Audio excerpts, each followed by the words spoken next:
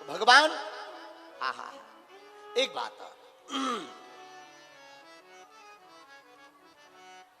आइए आइए जय जय आइए आइए पूज्य महाराज जी का आगमन हो गया है। पधारिए श्री सीताराम। आओ जय जय आओ श्री सीताराम जय जय दंडवत दंडवत। श्री राम जय राम श्री राम जय राम जय जय राम सिया राम जय जय सिया राम सिया राम जय राम जय जय राम सिया राम जय जय सिया राम सिया राम जय राम जय जय राम सिया राम जय जय सिया राम सिया राम जय राम जय जय राम बोलो सिया राम जय जय सिया राम। बहुत ही सौभाग्य की बात है। और श्रीधाम वृंदावन से परम पूज्य श्री गौरी गोपाल आश्रम के महान और आपने सेवा के प्रकल्प से जो समूचे भारत में एक नई क्रांति खड़ी की, वृद्ध माताओं की सेवा करके, ऐसे परम पूज्य श्री आचार्य श्रद्धेय श्री अनिरुद्धाचार्य जी महाराज आज इस कथा में मंगल दर्शन देने के लिए पधारे हैं। और निश्चित रूप से आपके मंगल से समूचे विदिशा का और विदिशा जिला का कल्याण होगा। बेत्रवती नदी के किनारे, गंगा के किनारे विदिशा शहर में आप आए हैं। पावन कथा का रसपान आप सभी भक्तजन कर रहे हैं। जो कथा हमारे जीवन की व्यथा को मिटा रही है, हमारे जीवन को परिवर्तित कर रही है, ऐसी दिव्य कथा पूज्य महाराज श्री की दिव्य वाणी से आप श्रवण पान कर रहे हैं। पूज्य महाराज श्री के श्री चरणों में दास अनिरुद्ध का कोटि कोटि नमन। और पूज्य महाराज श्री आज मुझे लग रहा है कि पूरे भारतवर्ष में धर्म की ध्वजा जिस प्रकार पूज्य महाराज श्री लहरा रहे हैं, जरूर भगवान को लगा होगा कि धर्म का ह्रास हो रहा है, इसलिए भगवान ने अपनी शक्तियां देकर के आप श्री को धरती पर भेज दिया कि जाओ हमारी इन शक्तियों के माध्यम से जन जन तक पहुंचो और हमसे सबको जोड़ते चलो, अर्थात सबको भगवान से, जनता को जनार्दन से जोड़ने का कार्य आप श्री कर रहे हैं। प्रभु राम से जोड़ने का कार्य आप श्री कर रहे हैं। पूज्य महाराज जी के चरणों में दास का कोटि कोटि बारंबार नमन। पूज्य महाराज श्री का स्नेह मिलता रहता है, कई बार बात होती रहती है, और आपका ये बड़प्पन, आपकी ये सहजता, आपकी ये सरलता सबको अच्छी लगती है। और इस कथा का जो आयोजन कर रहे श्री अंकित कृष्ण बटुक जी और बटेश्वर भागवत सेवा संस्थान, आपके लिए भी सुंदर करतल ध्वनि हो। कितना विशाल आयोजन आप श्री ने कराया और महाराज श्री की दिव्य वाणी आप सभी को श्रवण करने का अवसर प्राप्त हो रहा है। पूज्य महाराज श्री अभी आप सबको श्रवण करा रहे थे कि भगवान से प्रेम करना जरूरी है। राम ही केवल प्रेम प्यारा, जान ले जो जान निहारा। भगवान को पसंद तो प्रेम ही है। गोस्वामी जी ने कहा, मिलही न रघुपति बिनु अनुरागा, मिलही न रघुपति बिनु अनुरागा। किए जोग जप ज्ञान विरागा, किए जोग ज्ञान विरागा। तो भगवान बिना अनुराग के तो मिल ही नहीं सकते, ये सत्य है। अब देखना यह है कि हम भगवान से प्रीति कितनी करते हैं। अच्छा, आप सभी उपस्थित माताओं बहनों को, पिता तुल्य बुजुर्गों को सभी को जय श्री सीताराम, जय श्रीमन नारायण, जय श्री कृष्णा। आप सभी जनता जनार्दन के श्री चरणों में भी बारंबार नमस्कार ये दास करता है। भगवान बताइए, पूजा के भूखे हैं या प्रेम के? सभी बोलिए, प्रेम के। और हम भगवान की क्या करते हैं? पूजा। भगवान की हम पूजा करते हैं और भगवान से पूछा गया कि आप क्या चाहते हैं? हम प्रेम चाहते हैं। और हम क्या देते हैं? पूजा देते हैं। इसलिए भगवान के मिलने में हमें कई जन्म लेने पड़ जाते हैं, कई बार आना जाना पड़ता है। पुनरपि जननम पुनरपि मरणम पुनरपि जननी जठरे शयनम। बार बार जन्म मृत्यु का चक्कर इसलिए लगता है क्योंकि हम पूजा करते हैं, प्रेम नहीं करते। आप एक काम करिए, जितनी माताएं बैठी हैं और जितने पुरुष बैठे हैं, जरा समझिए, एक छोटी सी बात को समझ लीजिए। आप पूजा कैसी करते हैं? भगवान के गले में हार, एक नारियल और धूप बत्ती, और भगवान को यथा शक्ति आप द्रव्य दक्षिणा प्रदान कर देते हैं। अब जो पूजा हम भगवान की करते हैं, सेम यही पूजा आप एक काम करना, अपने पति और अपनी पत्नियों की करना। आप अपने पति को एक माला पहनाओ, एक मिठाई का डिब्बा रखो, धूप बत्ती जला के आरती उतारो। आप पूजा करो पति की, हार चढ़ाओ पति को, मिठाई का डिब्बा चढ़ाओ, सब चढ़ाओ पति को, और प्रेम करो पड़ोसी से। चलेगा? हाँ या ना? चलेगा? अब आप अपनी पत्नी को मिठाई का डिब्बा दें, हार चढ़ाएं, पुष्प चढ़ाएं, आरती उतारें पत्नी की, और प्रेम करें पड़ोसन से। चलेगा? नहीं। प्रेम, आपकी पत्नी आपसे प्रेम चाहती है, आपका पति आपसे प्रेम चाहता है, आपका पुत्र आपसे प्रेम चाहता है, वो आपसे पूजा नहीं चाहता। वो आपसे क्या चाहता है? जोर से सही बताइए। आप एक नारियल, एक मिठाई का डिब्बा और एक हार लेकर के खुश हो जाएंगे अपने पति या अपनी पत्नी से? और अपनी पत्नी अपने पति को ये इजाजत दे देंगे कि जाओ पूजा हमारी करो, प्रेम किसी और से करो? क्या ये इजाजत है आपके पास? हाँ या ना में उत्तर दीजिए। नहीं। उसी तरह अब यही व्यवहार हम भगवान से करते हैं। पूजा सवेरे से शाम तक भगवान की करते हैं और प्रेम संसार से करते हैं। भगवान ने कब कहा कि हमारी पूजा करो? भगवान ने तो सिर्फ यही कहा कि हमसे प्रेम करो। हम प्रेम के बल पर मिलते हैं। राम ही केवल प्रेम प्यारा। केवल प्रेम हमसे किया जाए, सच्चा प्रेम भगवान से किया जाए। किस तरह? गोपियों की तरह। गोपियां भगवान से क्या करती हैं? प्रेम करती हैं। और प्रेम कितना अद्भुत! जब भगवान श्री कृष्ण वृंदावन छोड़कर मथुरा गए, तो मथुरा से वृंदावन बहुत दूर नहीं है, अधिक से अधिक 10 किलोमीटर, 12 किलोमीटर पैदल कोई जाएगा, सुबह जाए तो शाम तक मिल करके खूब आराम से वापस आ जाएगा। पर गोपियां सालों तक रोती रहीं। 10 किलोमीटर दूर कृष्ण थे, यदि प्रेम करती थी गोपियां तो जाकर मिल क्यों नहीं लिया गोपियों ने? जानते हैं क्यों नहीं मिली? क्योंकि गोपियां भगवान से प्रेम करती हैं। पूजा करती तो शायद जाके मिल लेती, पर वो तो प्रेम करती हैं। और प्रेम जानते हो क्या है? प्रेम कहता है तत्सुख सुखित्वम, अपने प्रियतम के सुख में ही, जो अपने सामने वाले के सुख में ही जो अपना सुख देखे, वही प्रेम होता है। गोपियां कहती हैं कि कृष्ण के पास यदि मैं चली गई और कृष्ण के सुख में मेरे जाने से कोई बाधा पड़ी तो मेरे प्रेम का क्या? इसलिए यदि वो मेरे बिना खुश है तो मैं उसे देखूंगी भी नहीं। यदि वो मेरे देखे बिना, मुझे देखे बिना खुश है तो तुम वहीं रहो, मैं यहीं रहती हूं। ये प्रेम है। प्रेम मीन्स समर्पण। प्रेम मतलब समर्पण। समर्पण का नाम प्रेम है।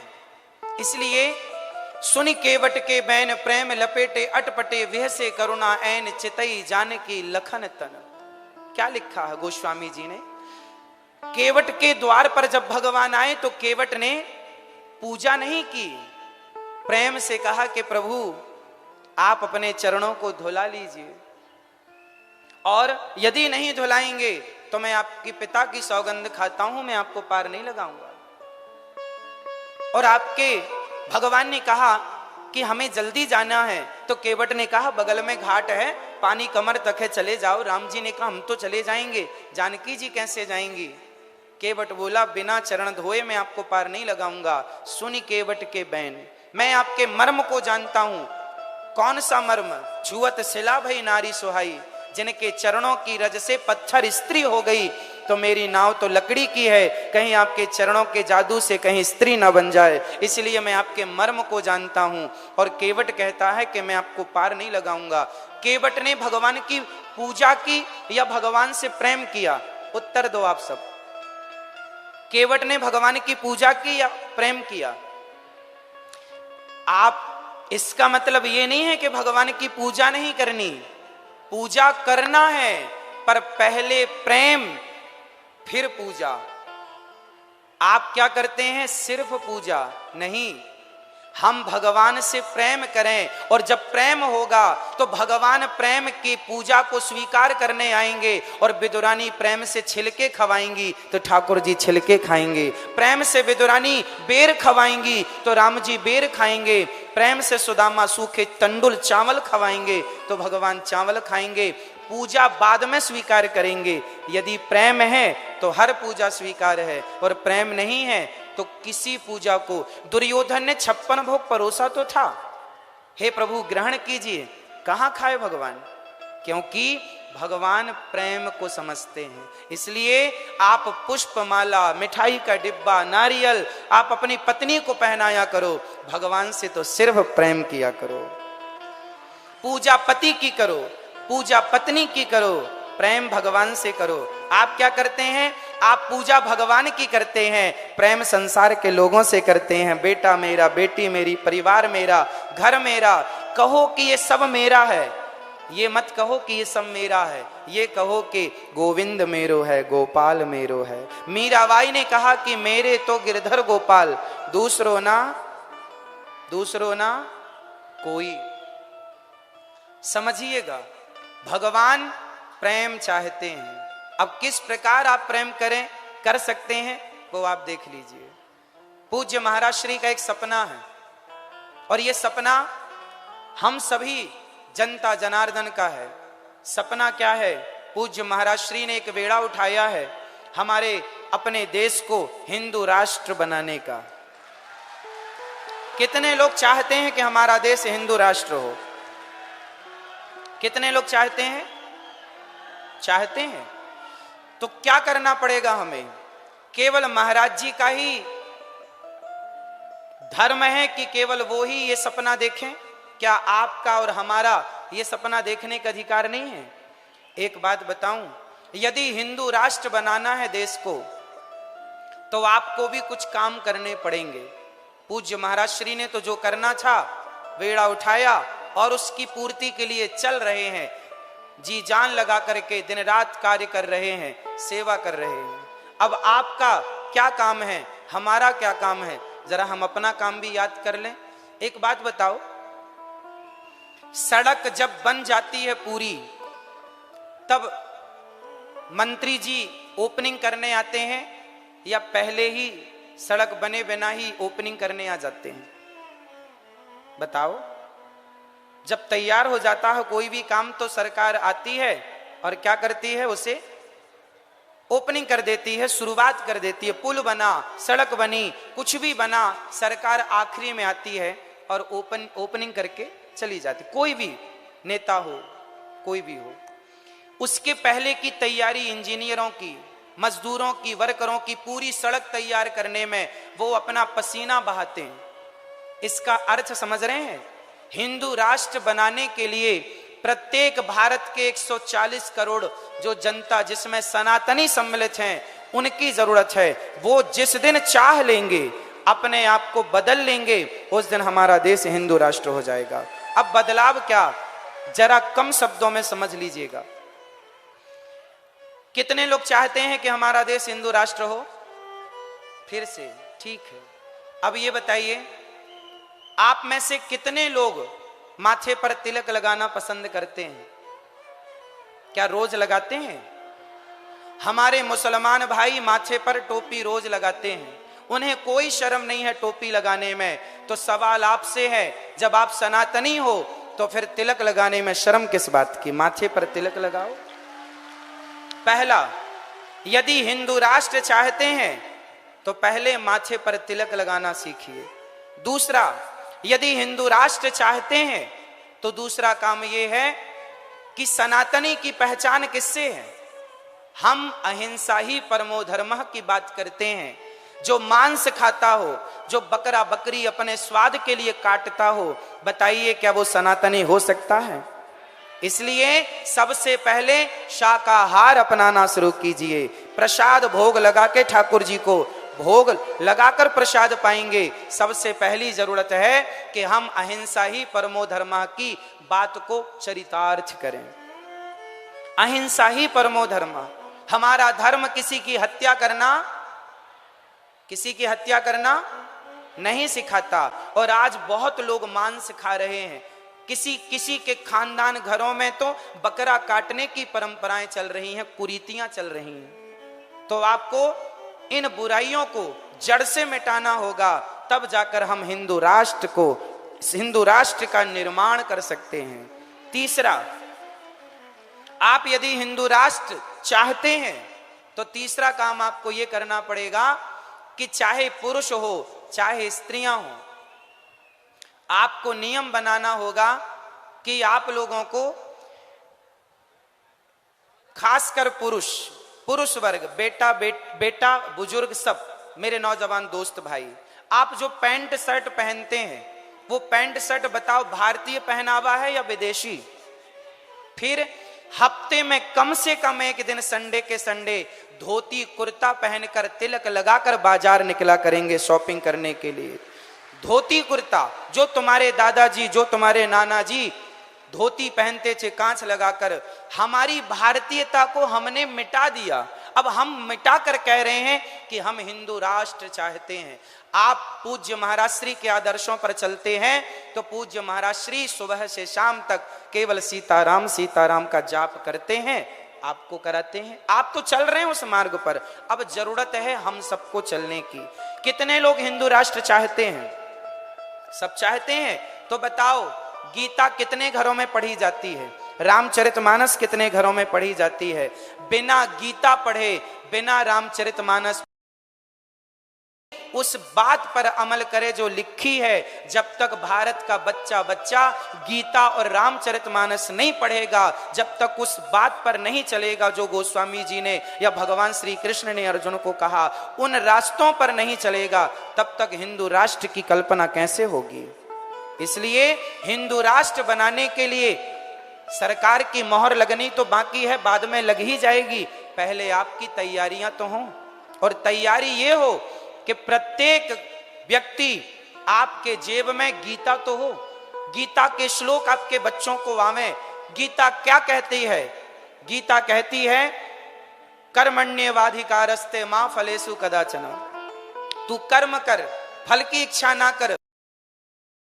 हमारा धर्म हमें इतना महान बनाता है। आज की स्कूली, कॉलेज की, यूनिवर्सिटियों की जितनी शिक्षाएं हैं, वो सारी शिक्षाएं केवल नौकर बना रही हैं, नौकरियां लेने वाले बन रहे हैं। हमारी संस्कृति यदि आप इसे फॉलो करें, इस संस्कृति पर काम करें, इसे चरितार्थ करें, तो आप नौकरी लेने वाले नहीं। चाणक्य ने चंद्रगुप्त को सम्राट बनाया था। यहां नौकरी देने वालों की पढ़ाई जाती है, यहां नौकरियां देने वाले होते हैं। हमारे सनातन का निर्माण, जब हमारा सनातन जब आपको शिक्षा देता है, जब हमारे गुरुजन, हमारे वेद पुराण आपको शिक्षा देते हैं, तो आपको सेल्फ डिपेंड, आत्मनिर्भर बना देते हैं। किसी के टुकड़ों पर पलने की जरूरत नहीं है आपको। यदि सनातनी हो तो आपको आज से ही अपने कुछ चीजों को बदलना पड़ेगा। सबसे पहले स्वभाव बदलना पड़ेगा। कितने लोग आज से तिलक लगाएंगे अपने मस्तक पर? तिलक लगाना सीखिए। सनातनी हो ना, लगाओ। शर्म किस बात की? झूठ बोलने में लोगों को शर्म नहीं आती, छल कपट करने में लोगों को शर्म नहीं आती, तो हमें तिलक लगाने में किस बात की शर्म? गुड मॉर्निंग गुड आफ्टरनून ना बोलकर क्या हम श्री सीताराम नहीं बोल सकते? क्या जय श्रीमन नारायण नहीं बोल सकते? हम अपनी परंपराओं को हम बचाएं। हिंदू राष्ट्र का सपना पूज्य महाराज श्री ने देखा है और हम सबको मिलकर इस सपने को साकार करने के लिए अपने को बदलाव, अपने को बदलना पड़ेगा। और जिस दिन हम बदल गए ना, तो सरकारें अपने आप इस पर मोहर लगा देंगी कि अब देश हिंदू राष्ट्र होना चाहिए। आखिरी मोहर सरकार की।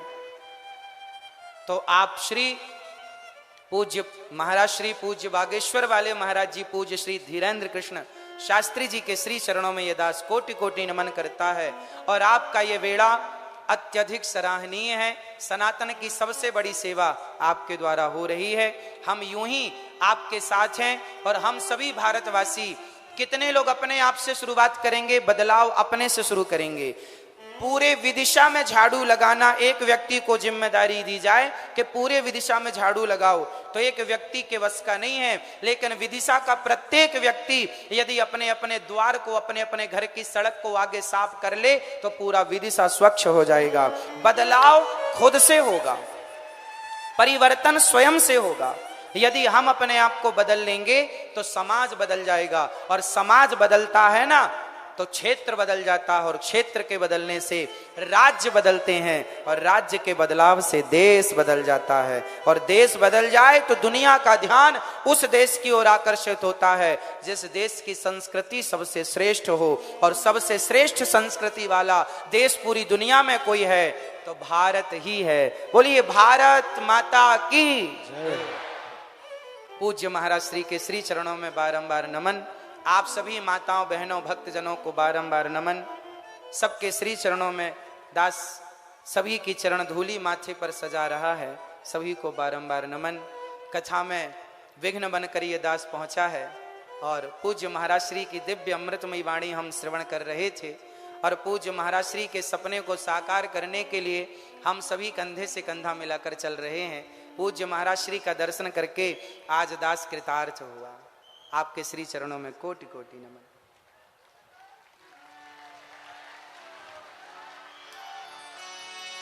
श्री राम जय राम जय जय राम।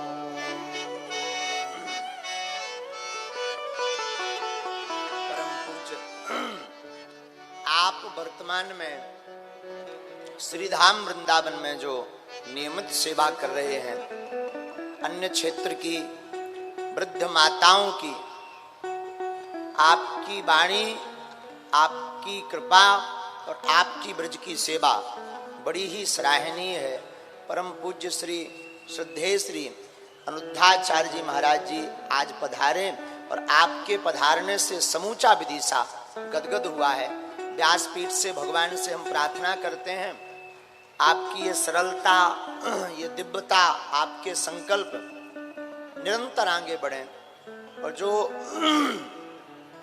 विरोधी बड़े ही आपके पीछे लगे, स्वभाव बस हाथी चले बाजार, भौंके हजार। अभी हमको मीडिया के माध्यम से जानकारी मिली कि किसी ने आपको एक पत्र भेजा, आश्रम में डाला कि आप अगर करोड़ों रुपए नहीं देंगे तो बम से उड़ा देंगे आपके आश्रम के लिए।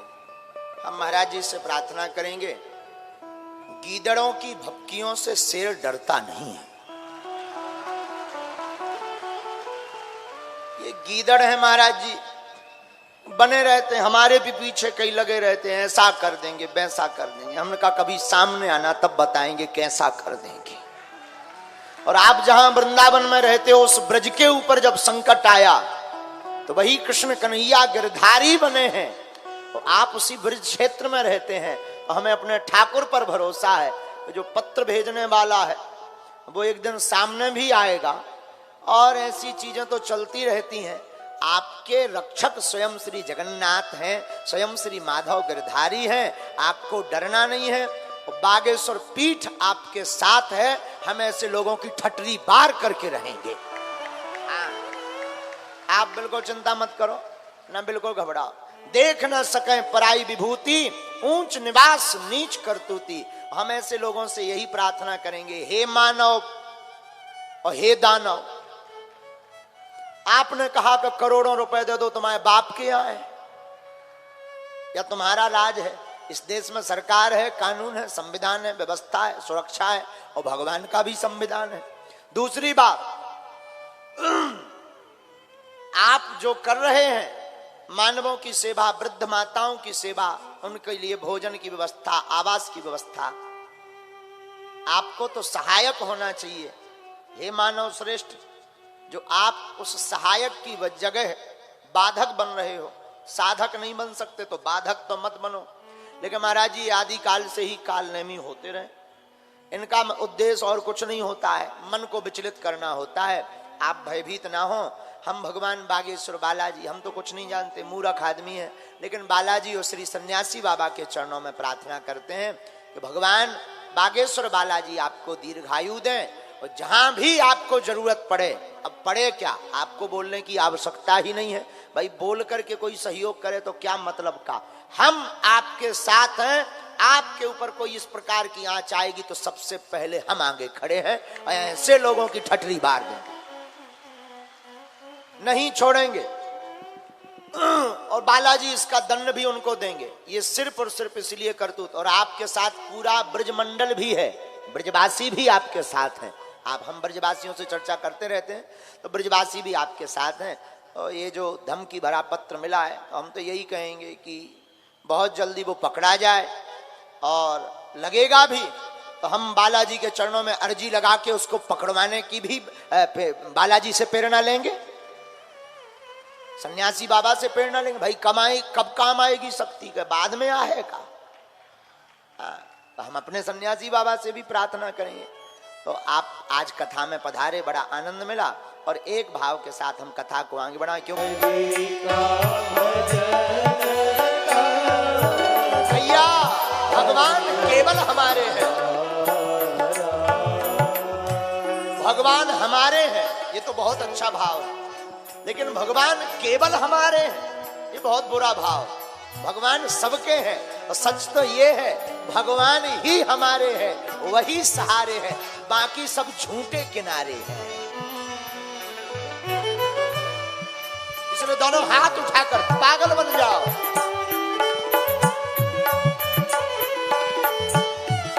देखो, भोजन की शोभा थाली से, बाग की शोभा माली से, हाँ, और होंठों की शोभा लाली से, लेकिन कीर्तन की शोभा ताली से है।